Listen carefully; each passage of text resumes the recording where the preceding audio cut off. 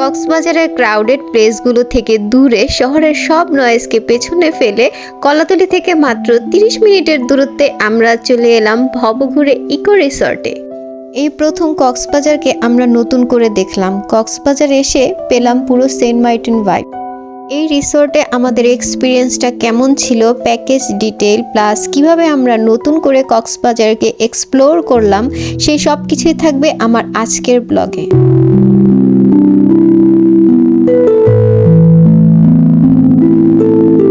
তো সকাল সকাল আমরা কক্সবাজারের মেইন সিটিতে এন্টার করলাম, যেখান থেকে সমুদ্র খুব সুন্দরভাবে দেখা যায়, এবং এই ডলফিন মোড় থেকেই আমরা চলে যাব সরাসরি আমাদের রিসর্টে, যেটা মেরিন ড্রাইভ রোডের দিকে। ভবঘুরে ইকো রিসর্ট, যেটা আমরা বুকিং দিয়েছি। এই হচ্ছে ভবঘুরে ইকো রিসর্টের ভালো সেন হচ্ছে তাদের লুকিং। তো চলেন দেখি কি অবস্থা। পুরো রিসোর্টের আমরা রিভিউটা অনেস্ট দেওয়ার চেষ্টা করব, যে আসলে এই রিসোর্টটা কেমন এবং ফ্যাসিলিটিগুলো কেমন, তারা সার্ভিস কেমন দেয়, সব কিছুই আমরা তুলে ধরবো। এবং কটেজের ভাড়া কেমন, কট হাউসের ভাড়া কেমন, সব কিছুই আমরা আপনাদের সাথে শেয়ার করব। তো এই হচ্ছে নিরিবিলি ছোটোখাটো একটি রিসর্ট, আপাতত দৃষ্টিতে আমার কাছে ভালোই লাগতেছে।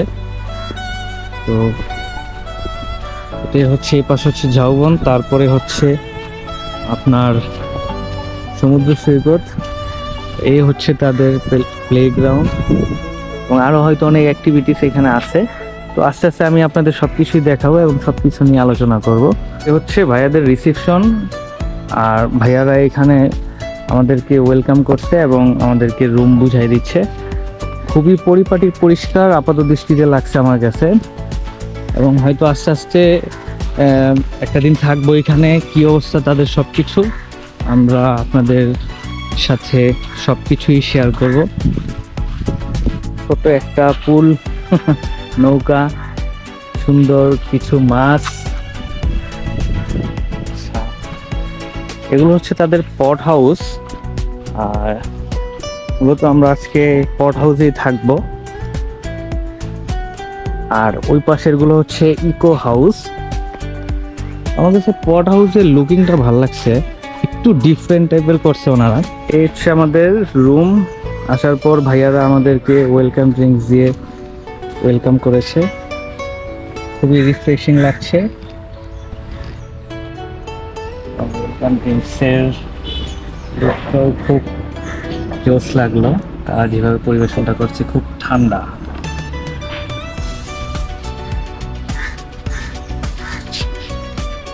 ভিউ খুবই সিম্পল এবং ছিমছামের মধ্যে খুব সুন্দর ডেকোরেশন করা। এই হচ্ছে রুমের ভিউ।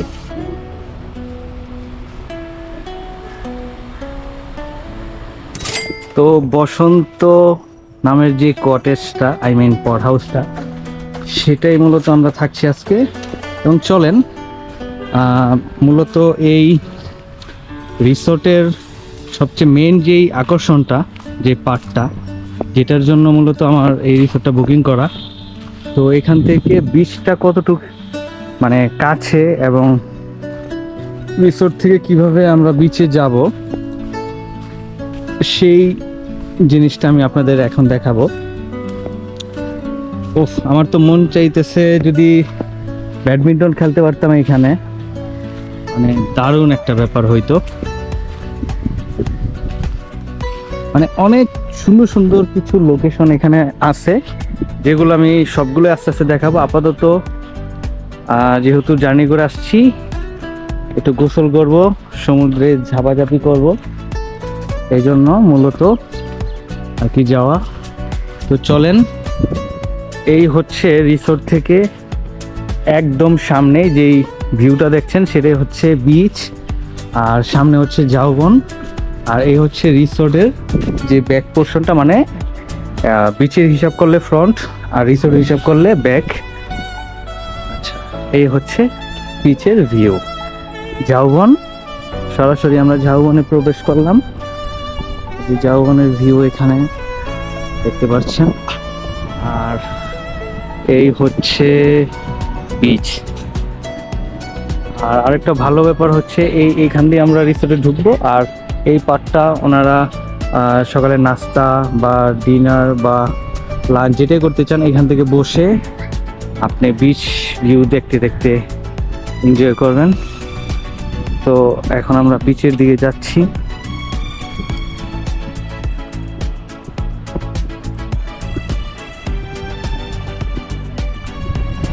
এটা ঝাউবনের ঠিক পাশেই হচ্ছে রিসোর্টের মেন পার্টটা, এবং যখন খুশি তখন বিচে আসা যাওয়া সবকিছু খুব ইজি হবে, এবং সমুদ্রের খুব কাছাকাছি থাকার মজাটাই আসলে অন্যরকম। এই যে ঝাউবন খুব খুব অস্থির লাগছে দেখতে।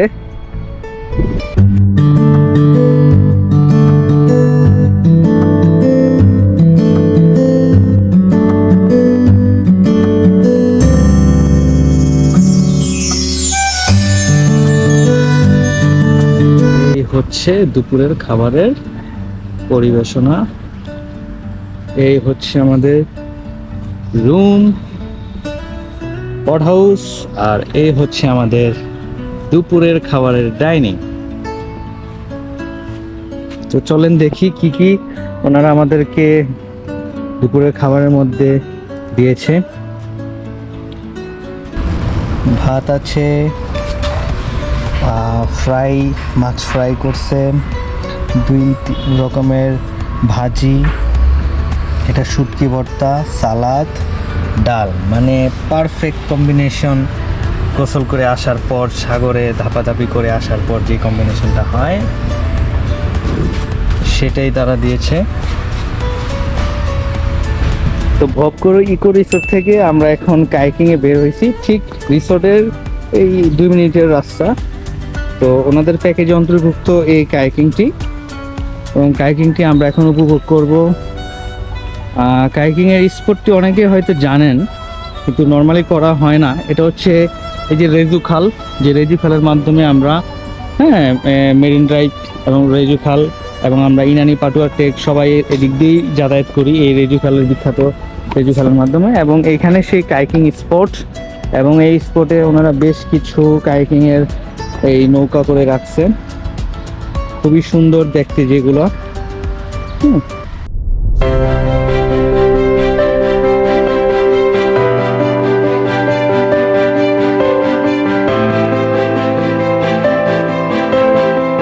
সন্ধ্যার নাস্তা, যেটা ওনারা খুব সুন্দর করে আমাদের জন্য পরিবেশন করেছে। ক্যান্ডেল লাইট নাস্তা বলা চলে। এরকম পরিবেশে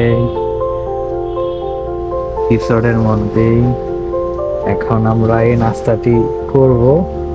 ভাইয়েরা খুব সুন্দর করে আমাদের জন্য সাজিয়ে দিয়েছে, যেন হচ্ছে আমাদের রাতের ডিনার।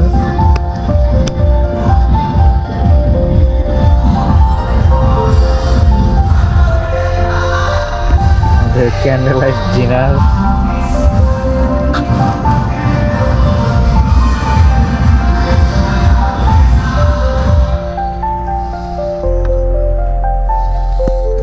ফাইনালি আমরা চলে যাব। এখন অবশ্য যাচ্ছি আমরা টেকনাফের দিকে। তো যাওয়ার আগে হচ্ছে আমাদের সকালের নাস্তা, খুব সুন্দর একটি জায়গায়।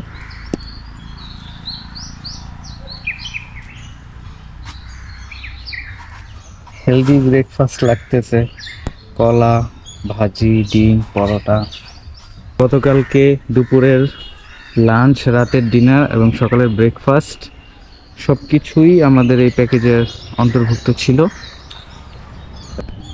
তো ওভারঅল খুব দুর্দান্ত ছিল এক্সপিরিয়েন্স। আর হোটেলের রিসোর্টের রিভিউ যথেষ্ট ভালো ছিল। স্টাফদের ব্যবহার এবং তাদের সার্ভিস যথেষ্ট পোলাইট। আর খুব সামনেই সি বিচ, যার জন্য মানে সব কিছুই খুব দুর্দান্ত। খুবই ভালো, রিকমেন্ডেড থাকবে সবার জন্য এই রিসোর্টটি। ইনশাল্লাহ হয়তো আমাদের আরও কাজিন ফ্যামিলি আছে, তাদেরকে নিয়েও আমরা ইনশাল্লাহ এই রিসোর্টে আসবো। এখন আছি জলফন মোড়ের ঠিক কাছেই। এক ভাইয়ের সাথে আগে কথা হয়েছিল, তো ওনার এখানে বাইকটা নিতে আসছি, মানে আই মিন স্কুটিটা। তো দেখে স্কুটিটা যথেষ্ট ফ্রেশ মনে হচ্ছে। এই হচ্ছে ভাইয়ার অ্যাড্রেসটা, ইয়ামা রেসিন আফসিন বাই ট্রেনসেন, যে ওনাদের দোকান। এটা ডলফিন মোড়ের থেকে মেরিন ড্রাইভ দিকে যে রোডটা গেছে, এই রোডে এখানে অল্প একটু আসলেই পাবেন। তো চলেন দেখি কি অবস্থা। ভাইয়ের সাথে ভালোর ব্যাপারে কথা হয়েছে। আমি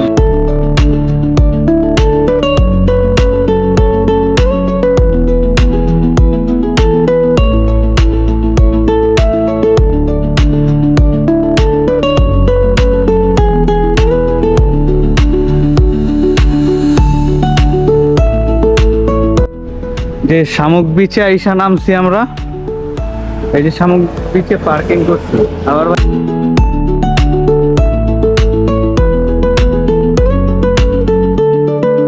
এখন আমরা শামুক বিচে আসছি। এখানে অনেক শামুক, মূলত মনে হইতেছে যে এই জন্যই হয়তোবা এই বিচটাকে বেসিক্যালি শামুক বিচ বলা হয়। এই দেখেন জেলে ভাইরা এখানে তাদের ট্রলারটি কিভাবে উপরে নিয়ে আসতেছে, মাছ ধরার ছোট ছোট ট্রলার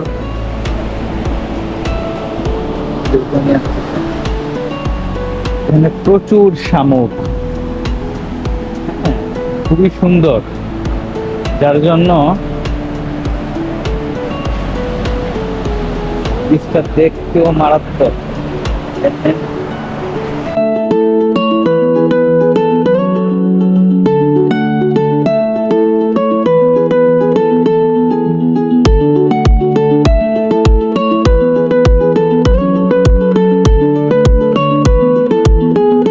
হচ্ছে শামুক বিচের ভিউ, অসাধারণ, এবং শামুক এবং অনেক ক্রিস্টাল ক্লিয়ার। মানে সেন্ট মার্টিনে যখন আমরা এই ফেরাদ্বীপে গেছিলাম, তো ফেরাদ্বীপে যাওয়ার সময় এরকম বেশ কিছু আস্তরণ দেখা যায়, এবং অনেকটা আমার কাছে ওই রকম ফিল লাগতেছে।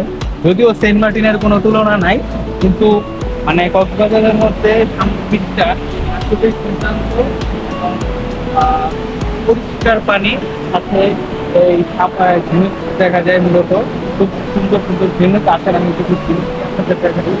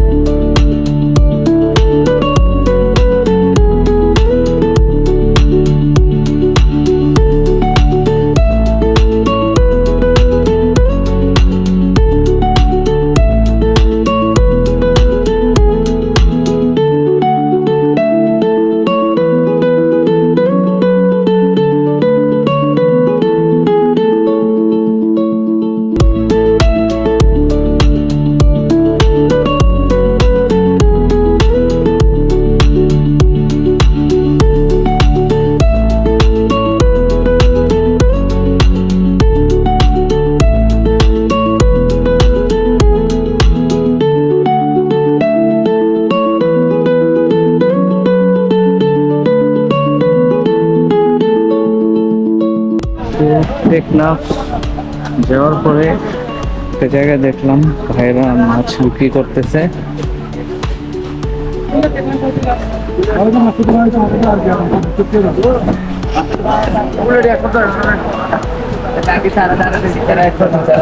এগুলো সব তারা কিছুক্ষণ আগেই সাগর থেকে ধরে নিয়ে আসছে, এগুলো তারা এখানে নিলামের মাধ্যমে বিক্রি করে।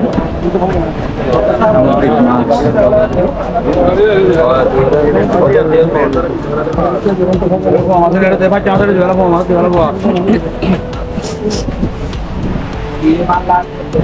সুন্দর লোকেশন।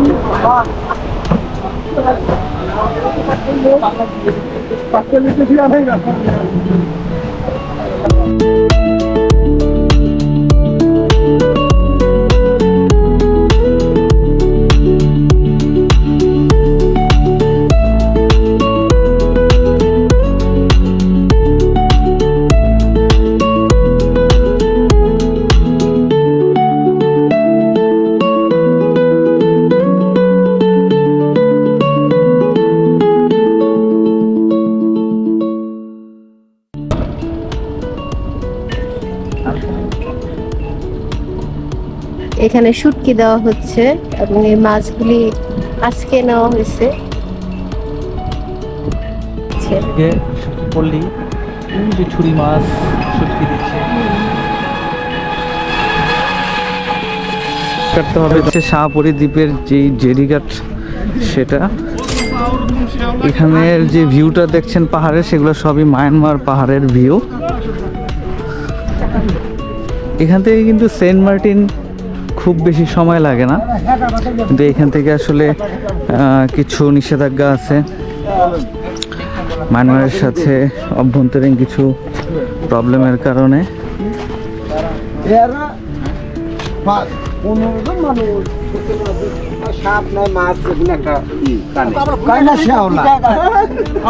আসলে এমন ভিউ পাবেন। আচ্ছা, বলতেছে এখান থেকে সেন্ট মার্টিন যাওয়া যায় 15-20 মিনিট সময় লাগে। আমি জানি যে এখান থেকে যাওয়া যায়, কিন্তু স্পিড বোটের মাধ্যমে যাওয়া যায় কিনা সেটা আসলে জানতাম না, এখানে এসে জানলাম। তো চলেন সামনে যাই। এখান থেকে ভিউটা খুবই ভালো দেখা যাচ্ছে, খুব দুর্দান্ত লেভেলের ভিউ এখানে। মানে এইখানেই এই ভিউ, তো বুঝেন সেন্ট মার্টিন আসলে ভিউটা কেমন।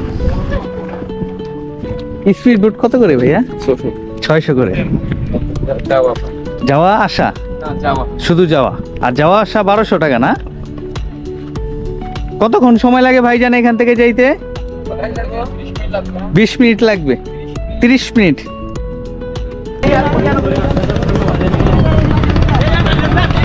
খুব দুর্দান্ত পদ্ধতি, যেটা আমি কখনোই দেখি নাই।